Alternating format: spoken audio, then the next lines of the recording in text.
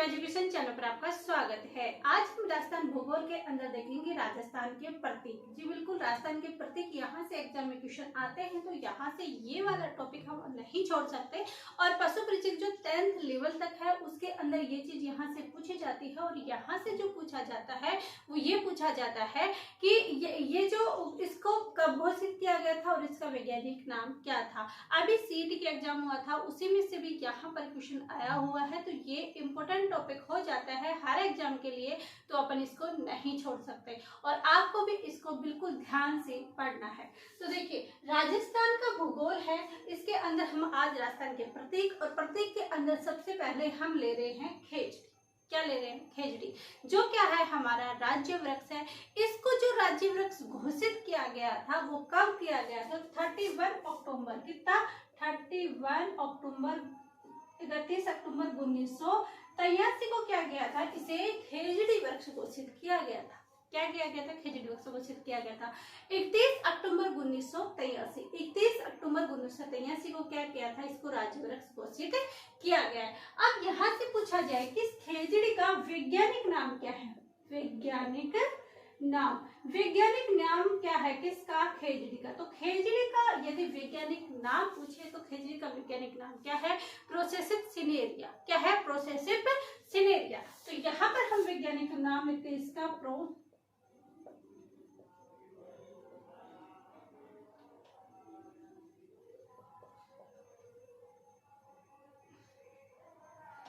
सिनेरिया। क्या है वैज्ञानिक नाम? क्या है? तो इसका जो वैज्ञानिक नाम है वो है प्रोसेपिस सिनेरिया। किसका नाम है? खेजड़ी का। इसको वृक्ष कब घोषित किया? तो इसको 31 अक्टूबर 1983 को क्या करा? इसका राज्य वृक्ष घोषित किया। अब इस खेजड़ी के यदि यहाँ पर उपनाम भी देख लेते हैं, यहाँ से क्वेश्चन तो नहीं आता, फिर भी उपनाम देखते हैं, तो इसे क्या कहा जाता है? कल्प वृक्ष। क्या कहा जाता है? कल्प वृक्ष, समी कहा जाता है, जाटी, सिमेलो, और क्या कहा जाता है? रेगिस्तान गौरव। क्या कहा जाता है? रेगिस्तान का गौरव। तो ये खेजड़ी के बारे में जाना कि खेजड़ी 31 अक्टूबर 1983 का इसका वैज्ञानिक नाम है प्रोसेपिस सिनेरिया और उपनाम है कल्पवृक्ष, समी, जाटी, सिमलो, रेगिस्तान का गौरव। ये किसके नाम है? खेजड़ी के उपनाम है। इसके साथ ही खेजड़ी हमारा क्या है? राज्य वृक्ष है। क्या हमारा? राज्य वृक्ष। राज्य वृक्ष कौन सा है? खेजड़ी। अब बात करते हैं राज्य वृक्ष के साथ ही राज्य पुष्प बात कर लेते हैं, क्योंकि राज्य वृक्ष और खेजड़ी दोनों को एक साथ ही क्या दिया था? दर्जा दिया गया था। तो इसके साथ हम देखते हैं राज्य पुष्प, और वो कौन सा है? रोहिड़ा। क्या नाम है?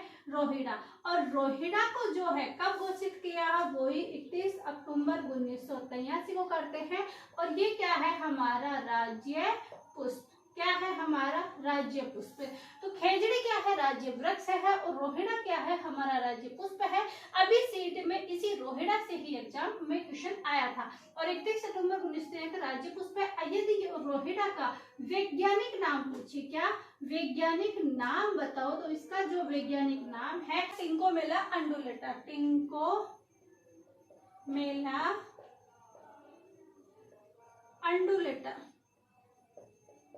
को कब घोषित किया? 31 सितंबर 1983 को राज्य पुष्प है, और वैज्ञानिक नाम है टिंकोमेला अंडुलेटा। क्या है? टिंकोमेला अंडुलेटा। और इसे क्या, इसके उपनाम है वो क्या कहा जाता है? तो देखिए, जो हमारा खेजड़ी है उसे क्या कहा जाता है? रेगिस्तान का गौरव। क्या कहा जाता है? रेगिस्तान का गौरव। किसको? खेजड़ी को। और रेगिस्तान का सागवान किसको कहेंगे? तो इसको रोहिड़ा को कहेंगे, रेगिस्तान का सागवान। रेगिस्तान का सागवान कहेंगे। और पुष्प है तो शोभा बढ़ाता है, इसे क्या कहेंगे? मरु शोभा। रेगिस्तान की क्या बढ़ाता है? शोभा बढ़ाता है। और इसे क्या कहेंगे? देता है मारवाड़ की टेक। क्या कहा जाता है? मारवाड़ की टेक। तो रोहिड़ा 31 अक्टूबर 1923 को राज्य पुष्प है, वैज्ञानिक नाम है टिंकोमेला अंडुलेटा, और उपनाम है रेगिस्तान का सागवान, मरुशोभा, मारवाड़ की टेक। ये किसके उपनाम है? ये हमारे जो राज्य वृक्ष है, क्या राज्य पुष्प है रोहिड़ा, उसके क्या नाम है? उपनाम है। इसके बाद हम देखते हैं राज्य पक्षी। और राज्य पक्षी है वो कौन सा है? तो वो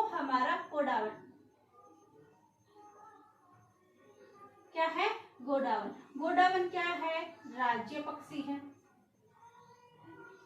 और इस जो गोडावन को है जो कब घोषित किया, तो जो गोडावन है उसको 21 मई 1981 को किया गया। कब?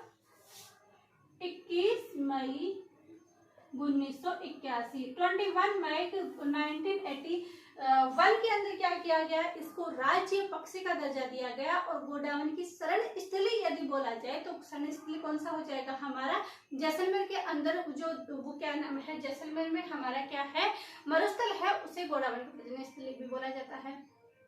अब बात आती है कि इस जो गोडावन है इसका वैज्ञानिक नाम क्या है? वैज्ञानिक नाम, तो गोडावन का यदि वैज्ञानिक नाम पूछे तो आर्ग्यूटिस नाइग्रिसेट्स। क्या नाम है इसका? आर्ग्यूटिस नाइग्रिसेट्स। तो इसका वैज्ञानिक नाम है क्या है? RDO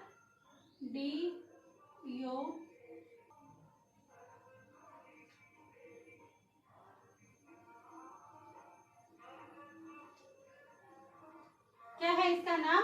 आर्टियोडिस नाइग्रिसेट्स क्या नाम है इस गोडावन? गोडावन राज्य पक्षी है। 21 मई 1981 को इसको दर्जा दिया गया है। और वैज्ञानिक नाम क्या? आर्टियोडिस नाइग्रिसेट्स है। और यदि इसके उपनाम पूछे तो इसे क्या कहा जाता है? शर्मिला पक्षी। क्या कहा जाता है? शर्मिला पक्षी। ध्यान रखना ये एग्जाम में आ चुका है कि शर्मिला पक्षी कौन से पक्षी को कहा जाता है। और क्या कहा जाता है? और कहा जाता है इसको मार मोरडी, और कहा जाता है हुकना, और सोन चिड़िया। और इस गोडावन के अंदर 2013 के अंदर ग्रेट इंडियन बस्टर्ड प्रोग्राम चला गया था। क्या चला गया था? ग्रेट इंडियन बस्टर्ड प्रोग्राम चला गया था। यहाँ से शर्मिला पक्षी से भी क्वेश्चन आ चुका है, ग्रेट इंडियन बस्टर्ड से भी क्वेश्चन आ चुका है। और यहाँ पर ये कब घोषित किया राज्य पक्षी, और राज्य पक्षी कौन सा है, ये क्वेश्चन भी आ चुका है। तो जरूर ध्यान रखिएगा। तो ये हमने देखा कि खेजड़ी 31 अक्टूबर 1923 को, वैज्ञानिक नाम है प्रोसेपिस सिनेरिया, कलत्रक्षक समित जाति सिमिलो, रेगिस्तान का गौरव राज्य। रोहिड़ा 31 अक्टूबर 1923 के राज्य पुष्प है। वैज्ञानिक नाम है टिंकोमिला अंडुलेटा, और उपनाम है रेगिस्तान का सागवान, मरुशोभा, मारवाड़ी की टेक। गोडावन राज्य पक्षी 21 मई 1981 को, वैज्ञानिक नाम है इसका ऑर्टियोडिस नाइग्रिसेट्स, और उपनाम है इसका शर्मिला पक्षी। क्वेश्चन आ चुका है माल मोरडी, हुकना और सोनचिड़िया। 2013 में इस पर कौन सा प्रोजेक्ट चला गया? तो ग्रेट इंडियन बस्टर्ड प्रोजेक्ट यहाँ पर चला गया। इसके बाद हमारा एक और रह जाता है, वो कौन सा रह जाता है? राज्य पशु। और राज्य पशु कौन सा है? चिंकारा है। और पालतू के अंदर राज्य पशु पूछा जाता है तो वो चिंकारा है। तो दोनों चीजें हम अगली स्लाइड में कवर करेंगे। इतने आप लीजिए इसका स्क्रीनशॉट।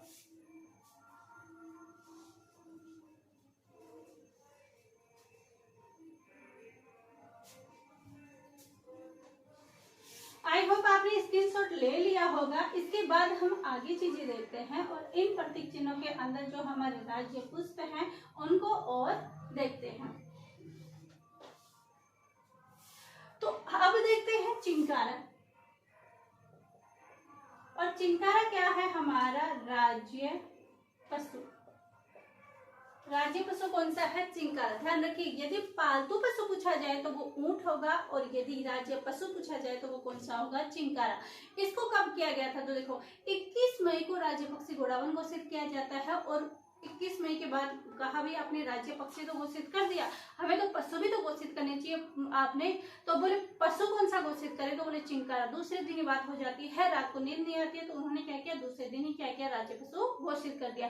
पुष्प और खेजड़ी एक ही दिन होता है, बल्कि जो पुष्प और वृक्ष एक दिन होता है, बल्कि जो ये होता है हमारा पक्षी और पशु, ये पक्षी तो होता है 21 मई को और पशु घोषित होता है 22 मई को। और सन सेम रहेगी 1981 के अंदर। तो कब घोषित किया? 22 मई 1981 को। अब चिंकारा का वैज्ञानिक नाम क्या है? वैज्ञानिक नाम अब इसका जो वैज्ञानिक नाम है वो थोड़ा सा इसके अंदर अलग अलग बुकों में अलग अलग दे रखा है, लेकिन आप गजेला गजेला ध्यान रखिएगा, क्योंकि गजेला गजेला एग्जाम में दिखता है तो आप उसको चिंकारा कर सकते हो। गजेला बनेटा भी बोला जाता है, गजेला गजेला भी बोला जाता है इसको। तो गजेला, आप गजेला गजेला याद रखो, अच्छे से याद होगा, गजेला गजेला, या फिर एक नाम इसका मिलता है गजेला बनेटा, गजेला बनेटा। तो वैज्ञानिक नाम क्या है? गजेला गजेला या गजेला बनेटा क्या नाम है? इसका वैज्ञानिक नाम है। और इसको क्या कहा जाता है? इसका जो उपनाम है चिंकारा का, ये उपनाम इसका क्या है? इसे कहा जाता है छोटा हिरण। क्या कहा जाता है? छोटा हिरण। तो चिंकारा राज्य पशु है। 22 मई 1981 का ये राज्य पशु घोषित होता है और इसका वैज्ञानिक नाम है गजेला गजेला या गजेला बनेटा, और इसका जो उपनाम है वो उपनाम क्या है? छोटा हिरण। इसके बाद ये बात हो जाती है 1981 के बाद, लेकिन धीरे धीरे क्या होता है? ऊंट के अंदर, ऊंट के पालन के अंदर क्या होता है? कमी हो जाती है। ऊंटों की बलि भी चढ़ाई जाने लगी थी, ऊंटों के पालन में भी कमी होने लगी थी। तो ऊंटों की संख्या में कमी को देखते हुए ऊंट को क्या किया गया? राज्य पशु घोषित किया जाता है। और राज्य पशु कौन सा? पालतू वाला। और ये जो राज्य पशु घोषित किया जाता है वो कब किया जाता है? वो 30 जून 2014 को किया जाता है। कब किया जाता है? 30 जून 2014 को ऊंट को क्या किया जाता है? ये पालतू पशु घोषित किया जाता है। और ऊंट के ऊपर इनकी जो बच्चा होता है उसके बाद इसमें पहले 10,000 रुपए देने की व्यवस्था की गई थी, लेकिन अब 10,000 से बढ़ाकर कितनी कर दी गई है? 20,000 कर दी गई है। करंट का डाटा है, जरूर ध्यान रखिएगा कि अब 10,000 से बढ़ाकर कितनी कर दी गई है? 20,000 कर दी गई है। तो अब हम देखते हैं ऊंट, और ऊंट के बारे में देखें तो ये क्या है? पालतू राज्य पशु। और इसको जो घोषित किया गया 30 जून 2014 को, और इसकी जो अधिसूचना आती है, अधिसूचना, तो इसकी जो अधिसूचना आती है 19 सितंबर 2014 को। कब आती है? 19 सितंबर 2014 को इसकी अधिसूचना आती है। घोषित कब हो जाता है? तो ये घोषित हो जाता है 30 जून 2014 को, और इसकी जो अधिसूचना आती है 19 सितंबर 2014 को है। और इसके अंदर से ध्यान रखना, ये इसको घोषणा कब की गई, अधिसूचना कब जारी की गई, यहाँ से भी क्वेश्चन आता है, बिल्कुल आता है।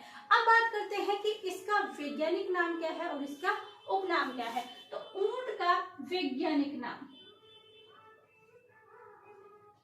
तो इसका नाम है कैमेलियस ड्रोमेटियस।